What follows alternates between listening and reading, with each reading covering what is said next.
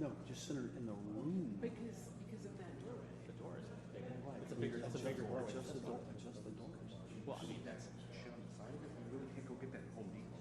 It's not, sorry, I'm getting Amazon. that's like insane over. But yes, because they can't hang it.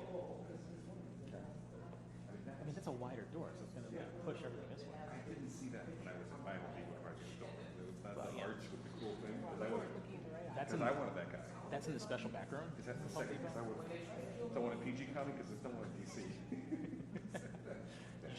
You should come to McLean, my friend. McLean's got it. One Sterling does too. You don't just get a crest like that. That's not the whole. I think Montgomery County will take care of it.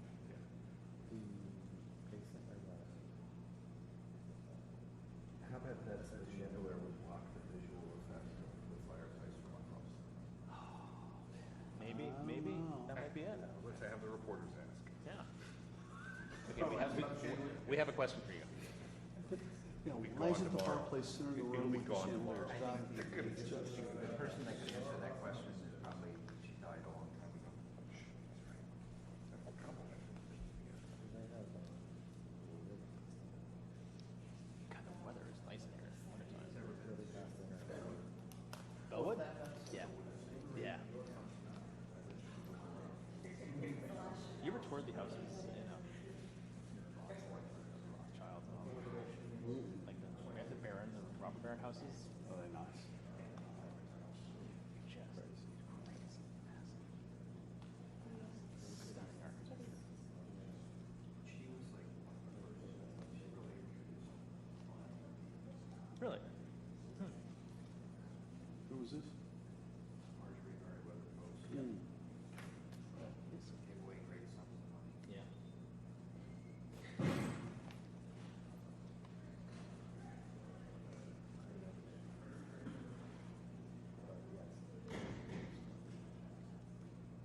Who's that up there?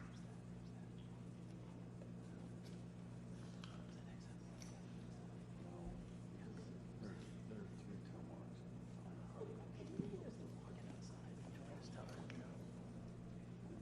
Walkabout. There you go. Spiritual walk.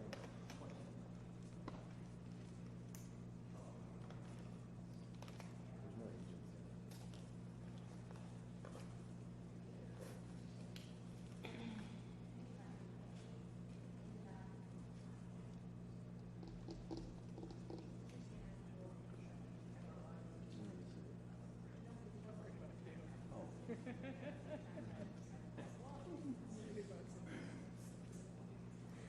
Why you turning around? Why you turning around? Ooh, ooh, ooh.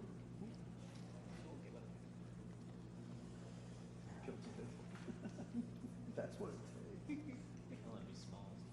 I volunteer as tribute.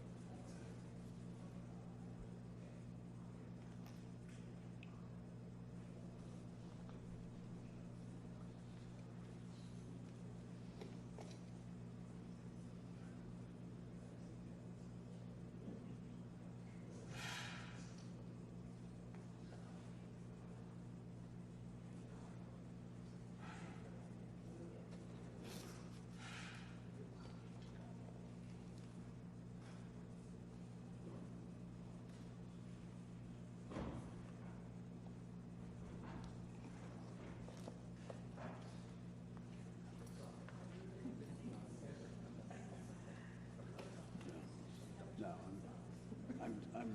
I can stay back like that for a little while, but I can't stay like that the whole time. If I do, I can't stand up ever again.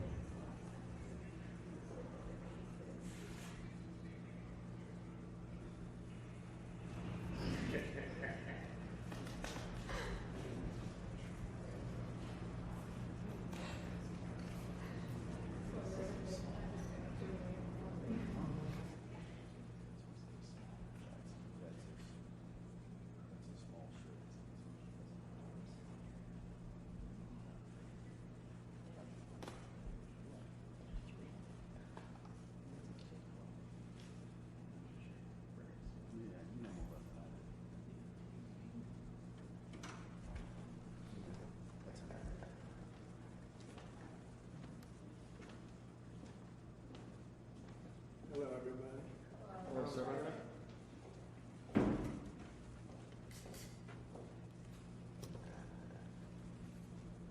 Beautiful. Wow, it's beautiful. It's the first renderings of what we're doing.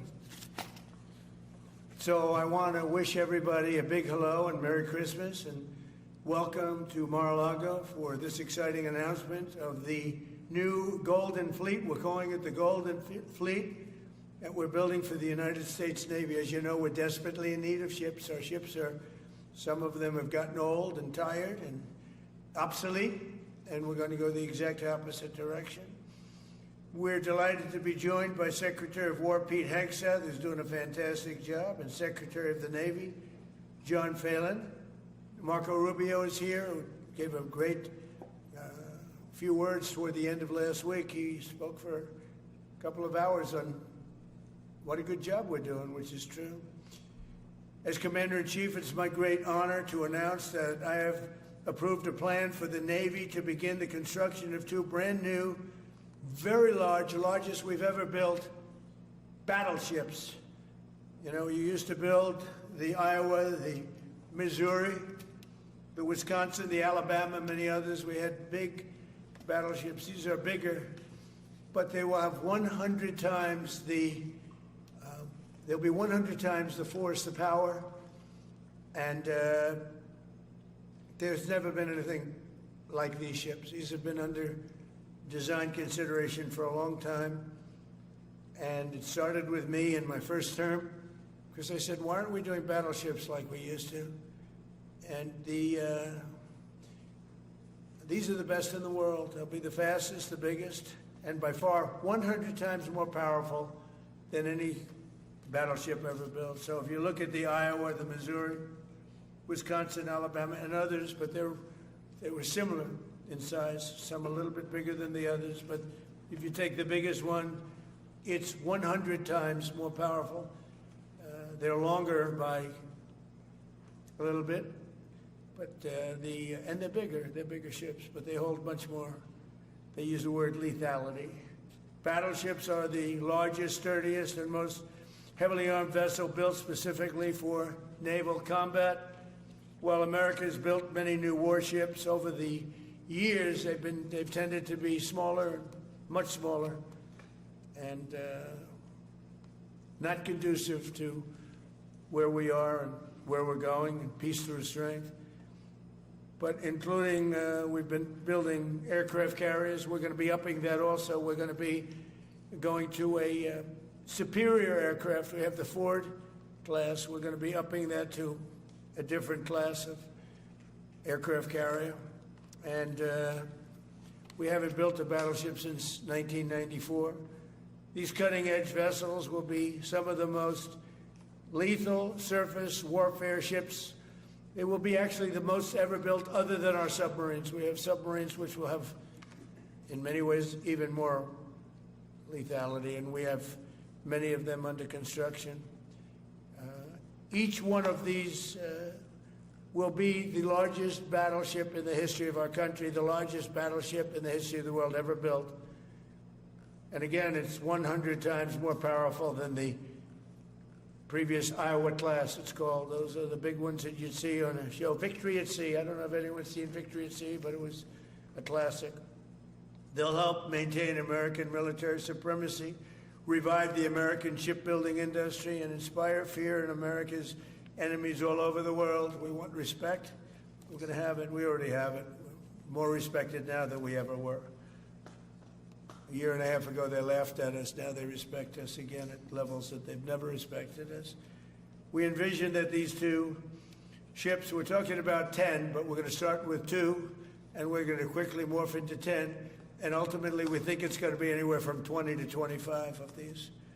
But we're starting with the first 2 immediately, and we're going to then be very quickly involved with, I think, we're going to do another 8. And then we're going to ultimately and pretty quickly have a total of about 20 to 25. We'll make that determination. We envision that these ships will be the first of a whole new class of battleships to be produced in the years to come. From Theodore Roosevelt the Great White Fleet. You remember that? The Great White Fleet, to the legendary USS Missouri, whose massive guns helped win World War II. America's battleships have always been unmistakable symbols of national power. We stopped making them for whatever reason, I don't know. And I want to congratulate John Phelan, who is your secretary of the Navy. He came to me the first day we met. He talked about battleships, and I said, you're absolutely on the right track. He said, why are we doing other things? We have missiles, which are much more expensive. By the way, these battleships have tremendous numbers of missiles, but they also have guns. And in many ways, guns can do the trick just as well as missiles at a tiny fraction of the cost. Once completed, these new 30 to 40,000 ton plus vessels will be the flagships of the American naval fleet, and there has never been anything built like them.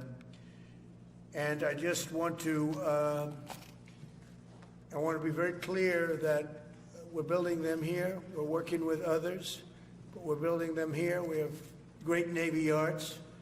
We'll be negotiating with some of the companies that are running those yards, taking over the yards. We used to build a ship a day during World War II. Now we don't do ships very much anymore. We do military ships. We do submarines. By the way, we're 15 to 20 years advanced in our submarines over anybody else. That was one of the things that I did in my first term. We make the best submarines by far in the world. We're at least 15 years advanced ahead of anybody else in submarine development. Most powerful, that's right, the most powerful weapon anywhere in the world, undetectable. So the battleships are going to be armed just in terms of guns and missiles at the highest level. They'll also have hypersonic weapons, many hypersonic weapons, state-of-the-art electric rail guns, and even the high-powered lasers that you've been starting to read about. We have lasers where you aim the laser at a target and it just wipes it out. We're going to have, they'll be the most sophisticated lasers in the world, and the most sophisticated laser in the world will be on the battleships that we're building. They'll also carry the nuclear arms, sea-launched cruise missiles currently under development, which will be instituted pretty quickly, but they're under development and they've proven to be extremely lethal. The U.S. Navy will lead the design of these ships along with me, because I'm a very aesthetic person, alongside our partners in American industry, and we're going to have Pete Hegseth and Marco and a lot of very talented people involved, but a lot of it's already been done. We've been doing this for months. The construction will create thousands of American jobs. We're going to have the jobs be created. I mean, already we have factories being built unrelated to this, although AI will be a big factor when it comes to these ships. They'll be very AI controlled. Today's announcement is yet another step in our mission to make the United States Navy stronger than ever before. Again, when you talk about 100 times the power of these massive ships that we had years ago, it's pretty amazing. And next week I'm going to meet with the defense prime contractors. I'm going to meet with them here, Florida. And we're going to be talking about production schedules because they're too slow. We have many countries, allies, that are wanting to buy. We make the greatest equipment in the world, by far. Nobody's even close, but they don't produce them fast enough. So we're going to be meeting with them to talk about the production schedules. We're going to have strong production schedules.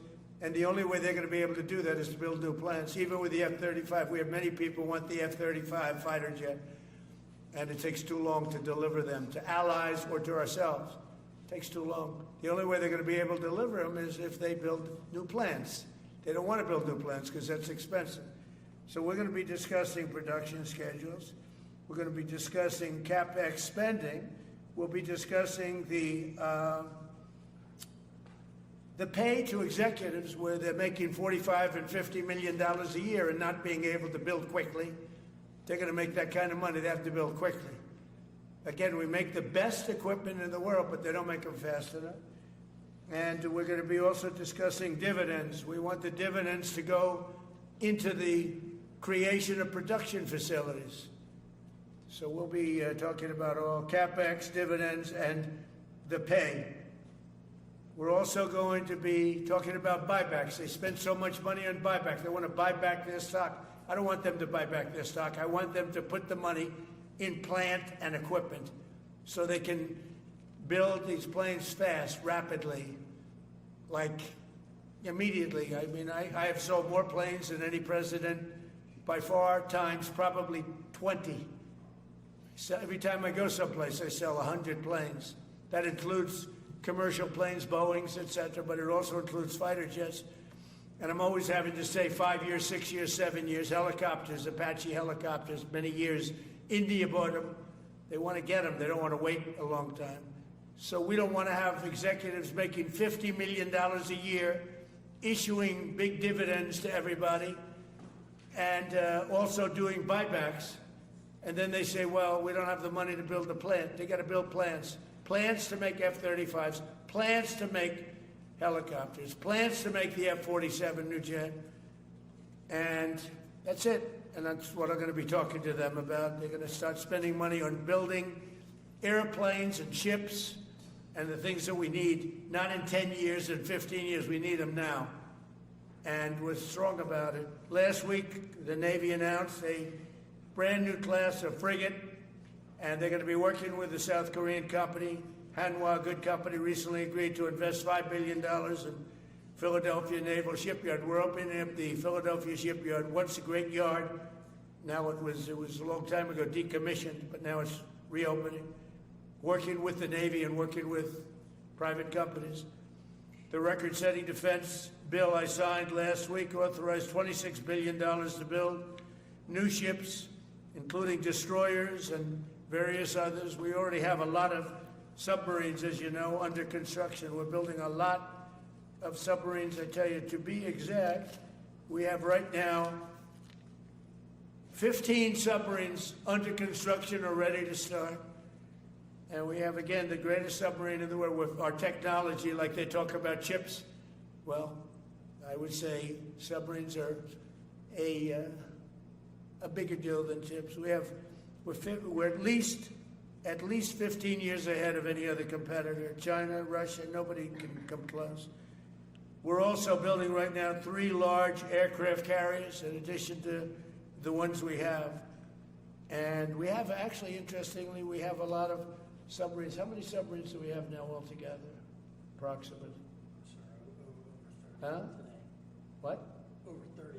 We have over 30. But these are the super duper subs, and there's nothing like them. So we're going to be doing from 12 to 15 brand new submarines.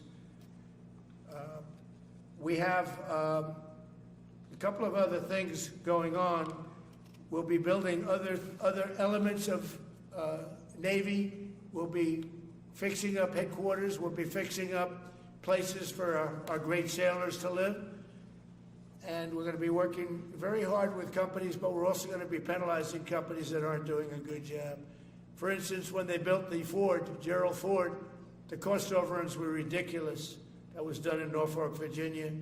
We're going to be talking about that with that company. The cost overruns were out of control. In World War II, the United States built upwards of 4 ships per day. Can you believe it? 4 ships a day, on average. And now they weren't all big warships, but there were ships, freighters, tankers. And it's a tragedy that we allowed this incredible capability just go astray. We don't do that much anymore. We do build our warships, but that's about it. But that's a lot. We're going to restore America as a major shipbuilding power. We're going to ensure the USA is the most powerful fleet anywhere in the world, and long into the future, with battleships helping lead the way, and the submarines that, again, nobody competes with us on submarines. So I just want to thank everybody, and I'd like to ask Secretary Hegseth to say a few words, followed by the Secretary, but if you would, Secretary of the Navy. But Pete's doing a fantastic job. By the way, we have drugs are down 96.2% coming into the United States. 92.6 by sea. And soon we'll be starting the same program on land. the land is much easier. But every one of those boats that we knocked out saved 25,000 lives. So we saved 25,000 lives every time we knock out one of those boats with the drugs pouring in. And you just have to see it. I mean, people say, oh, gee, do you think it was really drugs? Well, just take a look. Bags all over the place. That's not fishing equipment. There's no fishing rods on those boats. They move fast. When you see a boat with 4 engines or 5 engines on, going 40, 50 miles an hour, well, they get hit. We save 25,000 lives every single time we knock out a boat, and it's over 96% stopped by sea. We're trying to figure out who the other 4% are, frankly.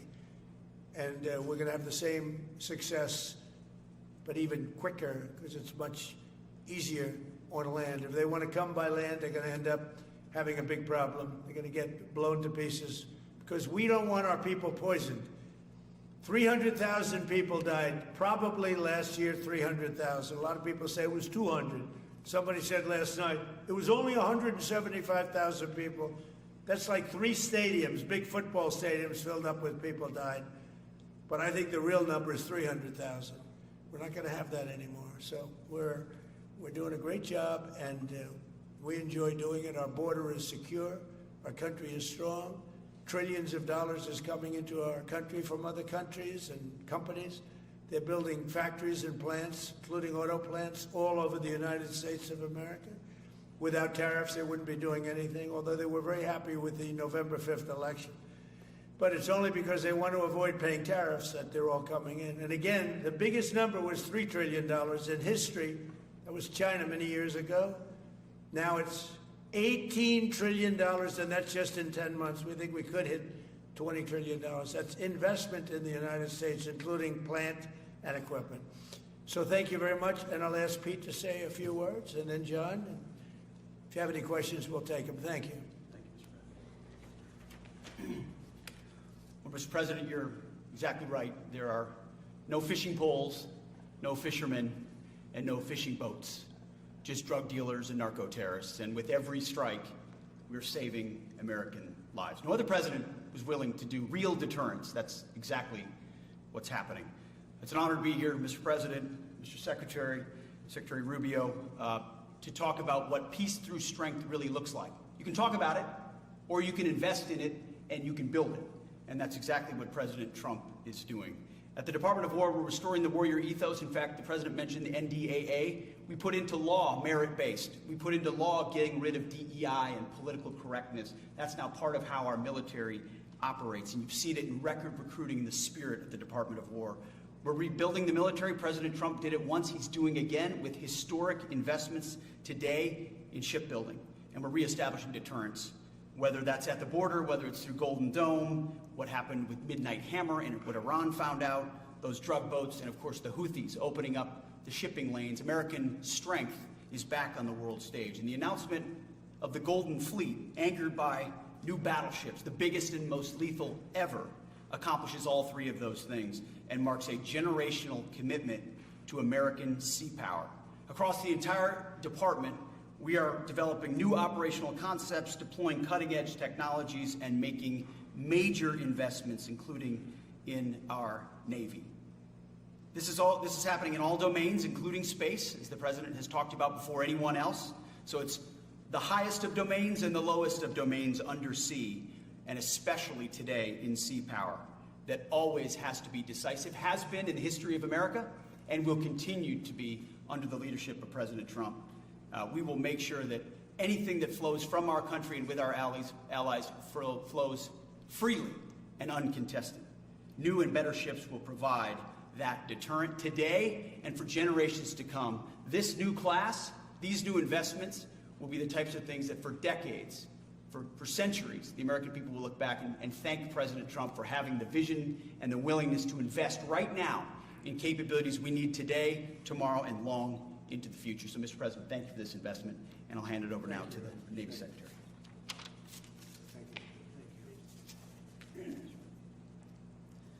Mr. President, Secretary Hegseth, Secretary Rubio, thank you for being here on a very consequential day. From my very first conversation with President Trump about serving as the Secretary of the Navy, he's talked about the great Iowa-class battleship and why America doesn't build ships anymore with that kind of offensive firepower that takes the fight to the enemy. During my time in the job, I've talked extensively with our combatant commanders, like Admiral Paparo and Admiral Cooper, and our CNO, Admiral Cottle. And what I've learned is that not only is the President's idea a good one, it's something that Navy desperately needs and now has a formal requirement for. The future Trump-class battleship, the USS Defiant, will be the largest, deadliest, and most versatile and best-looking warship anywhere on the world's oceans. I want to thank the President for his vision to make this game-changing capability for the United States Navy. The Iowa was designed to go on the attack with the biggest guns, and that's exactly what will define the Trump-class battleships. Offensive firepower from the biggest guns of our era. This ship isn't just to swat the arrows. It is going to reach out and kill the archers. And for the first time in generations, we'll have a new leg in America's nuclear deterrence, because the Trump-class battleship will carry the nuclear-armed, sea-launched cruise missile. Striking dominance isn't all that the Trump-class battleship brings to the fight at sea. It has the size and capacity to serve as a flagship for our fleet commanders so that they can command and control naval forces far out to sea. As shown in the series, and the President mentioned it, Victory at Sea, Admirals Bull Halsey and Raymond Spruance commanded the war in the Pacific from their battleship flagships during World War II. Now this new battleship will command everything from warships to drones and everything in between. We're going to make battle groups great again. And this is just one piece of the President's golden fleet that we're going to build with the investments he talked about. A new frigate, the right frigate, the one our warfighters have told us they need. More amphibious power for our Marines with new capabilities like the medium landing ship. As part of the Navy's high-low mix, we're moving out aggressively on unmanned vessels with funding from the President's One Big Beautiful Bill to bring options to the fight and pull new, non-traditional defense partners into the American shipbuilding ecosystem. And we're making a generational investment in support ships. Logistics wins wars, and that kind of shipbuilding is the spark that will ignite the industrial base and help power the commercial shipbuilding that the President has called for. Under your leadership, Mr. President, we will have more tonnage and firepower under construction than ever before in our history. Building the President's Golden Fleet means jobs across the United States now. There'll be work for shipyards everywhere, from Philadelphia to San Diego, from Maine to Mississippi, from the Great Lakes to the Gulf Coast. And for manufacturers that will build components for this battleship in every state. The President has been clear. We must bring back our American maritime industrial might. And he has told me many times that as Secretary of the Navy, it is my job to equip our sailors to win the fight at sea with the finest ships in our history. To conclude, the USS Defiant battleship will inspire awe and reverence for the American flag whenever it pulls into a foreign port. It will be a source of pride for every American when it brings home our brave sailors who will sail defiant, raise their fists, and say, "We are peace through strength." And our adversaries will know when the Trump-class USS Defiant appears on the horizon, American victory at sea is inevitable. Thank you, Mr. President. Now when a conflict arises, you are going to ask not one, but two questions. Where are the carriers and where are the battleships? Thank you. I just want to mention that John Phelan is one of the most successful businessmen in the country, in our country. Been a tremendous success, and he wanted to do this, and for nothing, he's taken probably the largest salary cut in history, but he wanted to do it. He wants to rebuild our Navy, and you needed that kind of a brain to do it properly. So I just wanted to give you a little information on him, which is probably enough. But one of the most successful men in the country, and he's that because he understands it, and he understands finance in addition to what we're talking about. Somebody's doing a fantastic job as Marco Rubio, Secretary of State. And Marco, maybe say a few words, and then we'll answer some questions. Thank you. Thank you, Mr. President. And I don't have much to add. This is a phenomenal presentation. Thank you, Mr. President. This is American industrial power returning. This is the ability, once again, to rebuild, to have industry in the United States. This is generational in the change, not just in terms of applying American war power, increasing our ability to protect the seas. The U.S. Navy is the single biggest source of peace in the world of all of our forces because it gives us a global footprint. But it rebuilds American industrial capacity. The ability to make things again in our country has been critical to what the President's agenda has been all about, and this is a tangible reminder of it. And I know the country's grateful for it, and generations of Americans will be grateful for it. So thank you. Thank you, Marco. By the way, I think I'd just like to point out that these ships are made of steel as opposed to aluminum. It's a big difference, as you know. Battleships, the great battleships, had 6- and 7-inch steel hulls, and these are going to be likewise made out of very powerful steel. Our steel industry is coming back very strongly, by the way. It's coming back at record numbers, and we're going to be using them for the steel, but as opposed to an aluminum side, which, in all fairness, is not the same. So, John, we're going with all steel, I understand. Yes, sir. And that's going to be something that people are surprised, more expensive, but not even comparable in terms of the importance and the strength. Yeah, please. What's your timetable for these first two ships, and do you see them as a counter we'll to China? we're going to start almost immediately, and we'll probably talking about 2.5 years. And in terms of the mission, do you see it as a counter to China? It's a counter to everybody. It's not China. We get along great with China. I have a great relationship with President Xi, and not China. It's just everybody. You don't know who comes along, but we just wanted peace through strength. Hopefully we never have to use them, but there will never be anything built like these. Think of it. Those battleships are incredible. These have 100 times the power. Think of that. And they were big and they were powerful. You know, I thought about taking some that are in dry dock and changing them, and then when I said that, you know, if we did, would be about, we could increase, if we doubled them, they'd be at like just a tiny fraction of what one of these was. This is the new technology, which is incredible. So we decided pretty early on not to do that. Yeah, please. Mr. President, Julio Rosas with Most Peaceful Media. You just referenced the lower amount of illegal drugs that are coming by sea, and you just said that you're going to start that same program on land soon. Are you just referring to Venezuela, or are you referring to other countries in Latin America? Anywhere drugs are pouring in, anywhere, not just Venezuela. Yes? Speaking of Venezuela, oil. What are we going to do with the oil that we have? Going to do with what? The oil that has been seized. The United States seized 1.9 million barrels of oil on December 10th. We're going to keep it. We're keeping it. Where's it? Are we going to sell it or put it in the strategic? Maybe we'll sell it. Maybe we'll keep it. Maybe we'll use it in the strategic reserves. We're keeping it. We're keeping the ships also. Yeah, please. About Venezuela, sir, have you spoken to American oil companies that have had their assets seized about what a post-Maduro Venezuela would mean for them, of what coming back and restarting operations? The big ones, yeah. I have. Yeah, please. Why do you feel like this initiative was neglected for so many years, and does this come amidst the rising tensions between the U.S. and Venezuela? We're talking about with Venezuela? Yes. Well, you had a different kind of a president before me. They didn't mind being ripped off. They didn't mind being robbed. They didn't mind drugs pouring into our country. They didn't mind the jails of Venezuela and Trinidad being emptied into the U.S., where they take over Colorado and other places. I do mind. So you had a different kind of a president. I hope people are enjoying it because we've never been respected more than we are now. Yeah, please.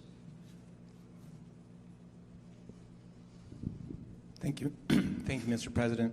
Were you surprised by the number of photos of Bill Clinton in the Epstein files? And can you commit to their by full... What? And were you surprised by the number of photos of Bill Clinton in the Epstein files? And can you commit to their full release by the end of the year? Some of the victims were protesting that too many of them were redacted. I know there are a lot of people that are angry about all of the pictures of other people, you know, but I think it's terrible. Look, I like Bill Clinton. I've always gotten along with Bill Clinton. I've been nice to him. He's been nice to me. We've always gotten along. Respect him.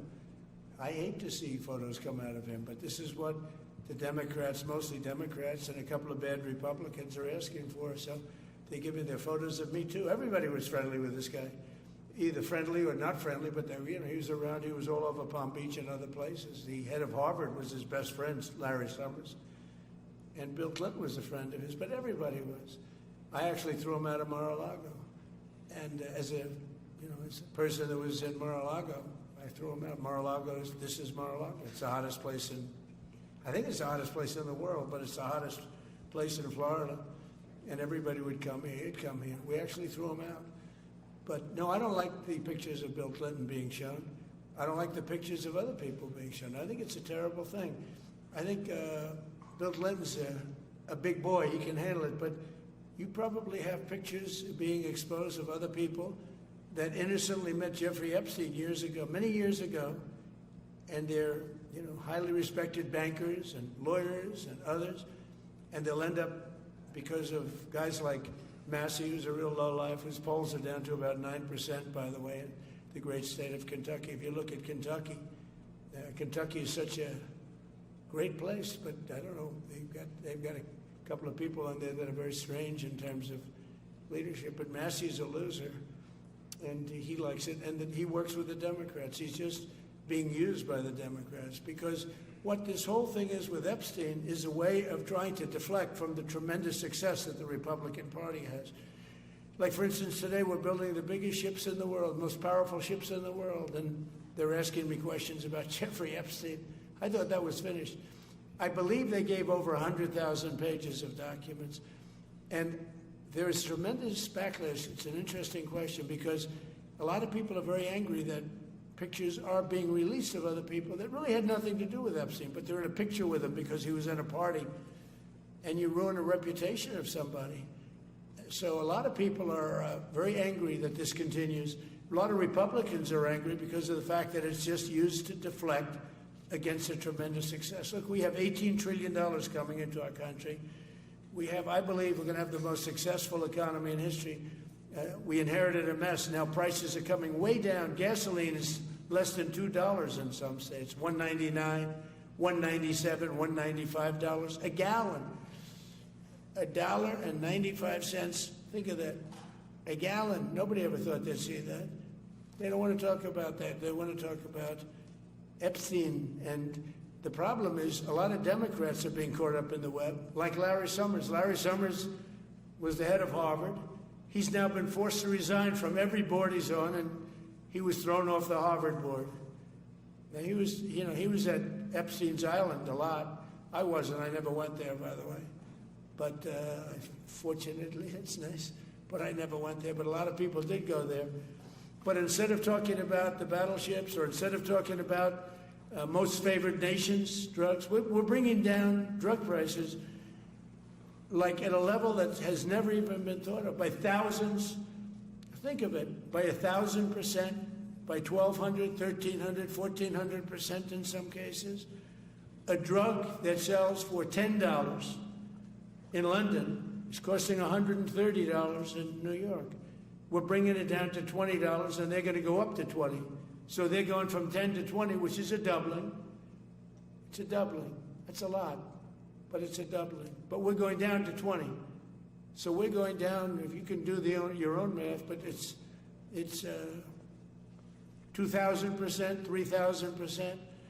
It's pretty amazing. And the New York Times had a story about it, a small story, way in the back of the paper. It's the single biggest thing to happen with respect to drugs probably in 50 years. It's never been anything like this. In my first term, I was able to get drug prices down 0.25%. It's the first time in 28 years that they went down. 0.25%. I was so proud of myself. Now we're doing them 2,000%, 1,500%, 1,200%.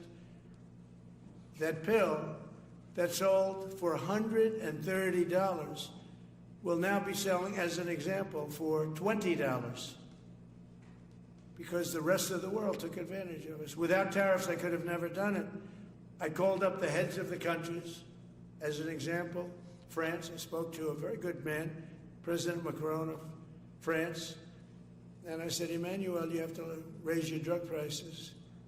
He said, no, we will not do that. I said, you have to. He I said, no, I don't want to do that. Look, you ask me if we go to $10 to $20, you're going to come way down to 20. We don't want to do that. Now, in all fairness, no other president even tried. But if they did try, there was actually a fake story in stupid USA Today. I didn't even think they'd make it anymore. I haven't. But I saw a story where Biden was trying to do this. Biden never tried to do it. Biden didn't know he was alive. He never tried to do it. But they're taking it from $10 to $20. So he would say, and the other leader said the same thing. No, we won't do it. I said, no, you're going to do it 100%. They said, nope, we're not doing it. We're not going to double our price. Because, again, if you go from $10 to $20, they're doubling their price.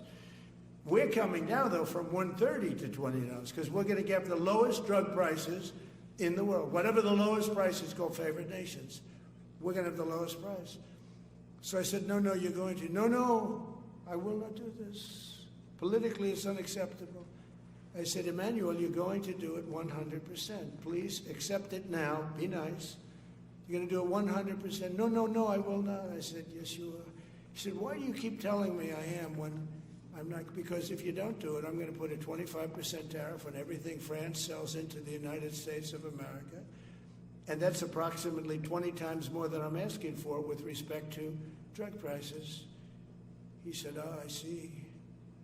I agree to do it. Every other country said the exact same thing. They all said, no, I will not do it. I said, all right, on Monday morning you'll have the 25% tariff, everything you sell. In the case of France, it was wine, champagne, cars, everything they sell. It's 25 to 30 times the price of what we're talking about, at 25%. Every single country agreed. And that was the big problem. The drug companies were difficult, but fine, because we have a certain control over the drug companies. We had no control over these foreign nations. So every single country has agreed to do this. So we will take that pill price down, as an example, talking about not just pills, we're talking about everything. We'll take it down from $130 a pill down to $20 a pill. And the rest of the world will take it from $10 a pill up to $20. It's the biggest thing ever to happen, and it's covered, barely covered in the New York Times, because it's a fake newspaper. Yeah. Mr. President, on shipbuilding, how does the administration plan to ensure that there's sufficient workforce availability as you're producing these ships? Could you speak up? How does the administration plan to ensure there is sufficient workforce availability as you're producing these ships? We're going to have tremendous workforce availability. We're also going to have robots helping us. We're going to have a lot of robots helping us because we need it. And because we're going to town, we're building a lot between the AI and the auto plants. So we're going to need robots. We're going to have robots, but that's going to help us. We're going to have a tremendous workforce. And in order to operate, you're always going to need people.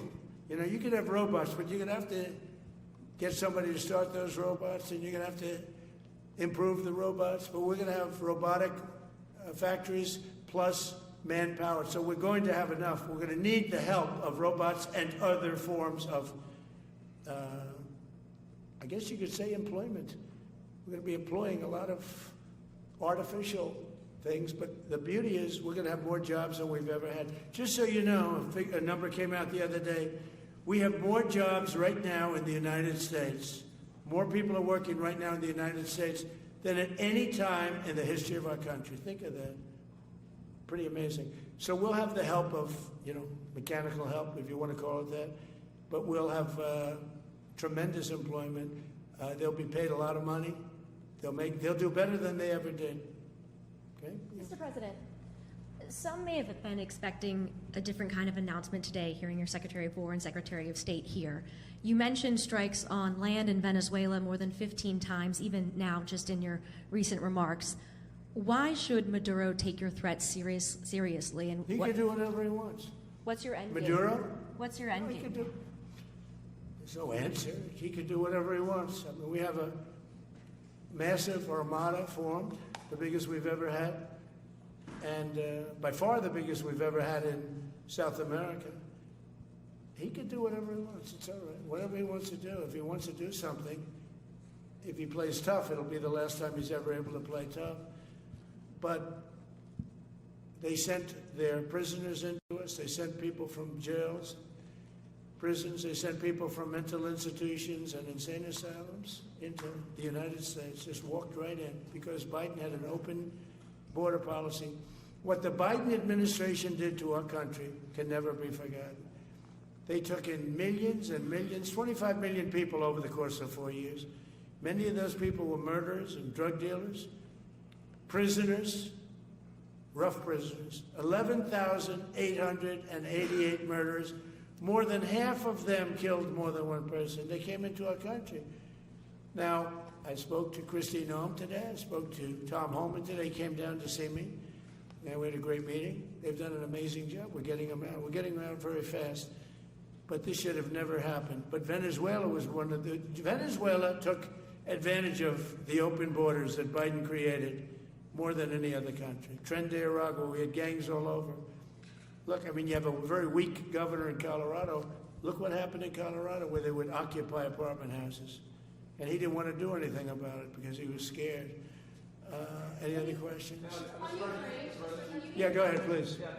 So in response to the United States taking sanctioned oil from Venezuela, Colombian President Gustavo Petro criticized the United States by saying, well, the Southwest is stolen land and that it should be returned to Latin America. I just wanted to know what your response to that is. Well, he has to watch because, you know, he's got drug factories. They make cocaine in Colombia. And he's no friend of the United States. He's very bad guy. And he's got to watch his ass because he makes cocaine and they send it into the United States of America from Colombia. We love the Colombian people.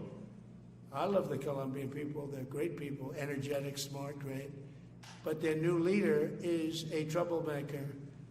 And he better watch it. He better close up those cocaine factories. They have at least 3 major cocaine factories. We know where they are. He better close them up fast, yeah. By the way, it's made and sold into the United States. Comes through Mexico. Thank you, sir. You've named Governor Landry to be new special envoy to Greenland. Yeah. How do you? What do you see that role entailing? And is it still your intention that Well, he Greenland called become me, part of and the you know, U.S.? he viewed Louisiana, the Louisiana Purchase. He said, "I'm governor of Louisiana," and he said, "I would love." I didn't call him; he called me. He's very proactive. He's a great guy. He's a deal guy. He's a deal maker type guy. And we need it for national protection. We need Greenland for national protection. They have a very small population. And I don't know, they say Denmark, but Denmark has spent no money. They have no military protection. If they say that Denmark was there 300 years ago or something with a boat, well, we were there with boats too, I'm sure. So we'll have to work it all out. But he felt very strongly, we need it for we need Greenland for national security. Not for minerals. We have so many sites for minerals and oil and everything. We have more oil than any other country in the world. We need Greenland for national security. And if you take a look at Greenland, you look up and down the coast, you have Russian and Chinese ships all over the place. We need it for national security. We have to have it. And he wanted to lead the charge. So we're making him, Marco, today, a special envoy to Greenland. Greenland's a big deal. Yeah. Can you give an update on the talks that took place this past weekend, and could a trilateral discussion of sort be the next step for Ukrainian, U.S., and Russian delegations? So the talks on Ukraine, Russia are going along. They lost, as you know, 27,000 soldiers last month, mostly soldiers, some people in Kiev, etc., but mostly soldiers. And the talks are going along. And I say that, you know, there's tremendous hatred between these two leaders, between President Putin, President Zelensky, tremendous hatred, and I hope we can get it done. We are talking. Talks are going okay. But, you know, I've solved 8 wars, and Thailand is starting to shape up. You know, they started with Cambodia, they started up again. But I think, Marco, we have that in pretty good shape to have that stopped. So we stopped 8 wars, and I thought this would be in the middle of the pack, but maybe easy, but in the middle of the pack. But there's a lot of hatred between those two people, and when there's hatred, there's, you know. But we stopped one war 38 years, one war 35 years, one war was going on for 32 years. And we stopped, think of it, we stopped a potential nuclear war between Pakistan and India. And the head of Pakistan, highly respected general, he's a field marshal, and also the Prime Minister of Pakistan said, President Trump saved 10 million lives, maybe more, by getting that war. You know, 8 planes were shot down. That war was starting to rage. And he actually said the other day that President Trump saved 10 million lives, maybe more. So we solved all these wars. The only one I haven't solved yet is Russia, Ukraine. Are you still pushing for the Christmas Day deadline with Russia and Ukraine? And have you spoken with Putin or Zelensky or plan to push the deal? I'll do whatever I have to do. I mean, I'd like to see it stop. Look, we don't lose any money in that war anymore. You know, Biden gave $350 billion, and who knows what happened to it. We now sell missiles, planes, all of the best military equipment. We sell it to NATO. We got NATO to go from 2% GDP to 5%. Nobody believed that to this day. Nobody's going to write that, but nobody believed it. And they take that money and they pay it to the United States for weapons. So we sell weapons to NATO. We sell full price. We sell weapons to NATO, and NATO takes those weapons and probably distributes them, but gives a lot of them to Ukraine. So we don't lose any money like we did with Biden. He was spending money like a fool. He was a fool. What he did to our country is so horrible. But he gave $350 billion between cash, gave a lot of cash, $350 between cash and weapons. You remember at the beginning of that whole thing, I gave them javelins. Javelins are the anti-tank busters. And President Obama at the time gave them sheets. I gave them javelins. They gave them sheets. But you know, the bottom line is I think they're all tired of that war. Everyone's tired of that war. It's got to stop. Yeah, please. The U.S. was in active pursuit of a sanctioned oil tanker yesterday. Are you able to share what became of that tanker? Was the U.S. able to seize it? No, it's moving along, and we'll end up getting it. Yeah, we're actually pursuing it. Can you imagine? Because it came from the wrong location. It came out of Venezuela, and it was sanctioned. Yeah, please. Ultimate goal in Venezuela to force Maduro from power. Well, I think it probably would. I can't tell that. That's up to him what he wants to do. I think it would be smart for him to do that. But again, we're going to find out. Look, Venezuela did terrible things to the United States. They sent hundreds of thousands of people, millions of people, into our open border. They sent their criminals. They sent their prisoners. They sent their drug dealers. They sent their mentally insane and incompetent people into our country more than any other country. Others did too. The Congo did. Others did too. And we just let them come right in because we were run by a stupid president. But you don't have a stupid president anymore. Mr. President, have you set up the meeting with the healthcare insurers just yet? And what are you hoping to get? I'll be setting it up. I think we're going to meet with the healthcare insurers, the insurance companies. So what I'm asking for in healthcare is very simple. Obamacare is a disaster. I call it the Unaffordable Care Act. Unaffordable as opposed to it's unaffordable. They're going to have a tremendous increase in premiums, which is Obamacare, which is them, the Democrats' fault. They'll try and blame Republicans. It has nothing to do with us. It's the Democrats' fault.